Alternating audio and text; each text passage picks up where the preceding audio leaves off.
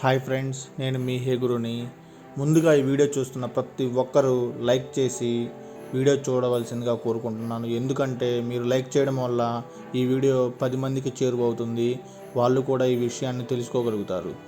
And ఈ video విషయానికి వస్తే, ఆంజనేయ స్వామి సింధూరం ఎందుకు పెట్టుకుంటారు, సింధూరాన్నే ఎందుకు పెట్టుకుంటారు, అండ్ ప్రజలందరూ సింధూరం ఎందుకు పెట్టుకుంటారు అనే విషయాన్ని పూర్తిగా వివరించబడింది. ముందుగా ఆంజనేయ స్వామి సింధూరం ఎందుకు పెట్టుకుంటారు అనే విషయంలో మనకు పలు విశ్వాసాలు, ఆచారాలు ఉన్నాయి. వీటిలో ప్రధానంగా 2 ముఖ్యమైన కారణాలు చెప్పవచ్చు. ఒకటి వచ్చేసరికి బలాన్నిచ్చే సంకేతం, 2 రక్షణ చిహ్నం. బలాన్నిచ్చే సంకేతం భావిస్తారు, సింధూరాన్ని బలాన్నిచ్చే సంకేతంగా భావిస్తారు. అది ఎట్లా అంటే, ఆంజనేయ స్వామి భక్తులందరికీ ధైర్యం, బలము మరియు శక్తిని కలిగించే దేవుడిగా పూజించబడతారు. సింధూరము లేదా కుంకుమ ఆంజనేయుడి ఉచ్చయాంశంగా తీసుకొని శిరస్సుకు లేదా భుజానికి పెట్టుకోవడం ద్వారా భక్తులు తమ ఆత్మవిశ్వాసం, బలం కలుగుతుందని నమ్ముతారు. రెండోది వచ్చేసరికి రక్షణ చిహ్నంగా భావిస్తారు. ఆంజనేయ స్వామికి రామభక్తి, ధర్మం మరియు శత్రు సంహారం, సౌమ్యతకు చిహ్నం. సింధూరం పెట్టుకోవడం ద్వారా భక్తులు తమను చెడు శక్తుల నుండి రక్షించుకునే నమ్మకం కలిగి ఉంటారు.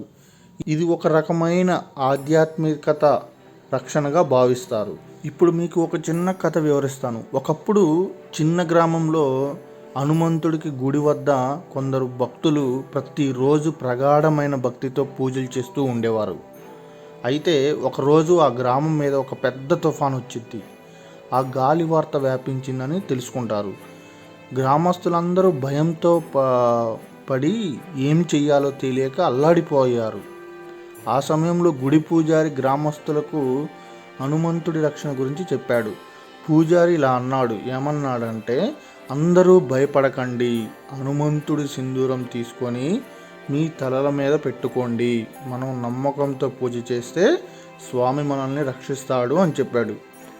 అయితే గ్రామస్తులందరూ సింధూరం పెట్టుకొని దేవుణ్ణి ప్రార్థించారు.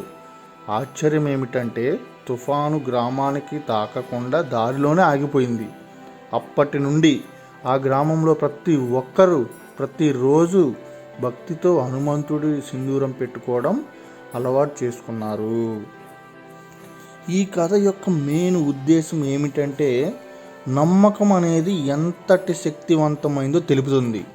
మనం మన దేవుడి మీద నమ్మకంతో ఉన్నప్పుడే అన్ని సమస్యల నుండి బయటపడగలం. జై శ్రీరామ్.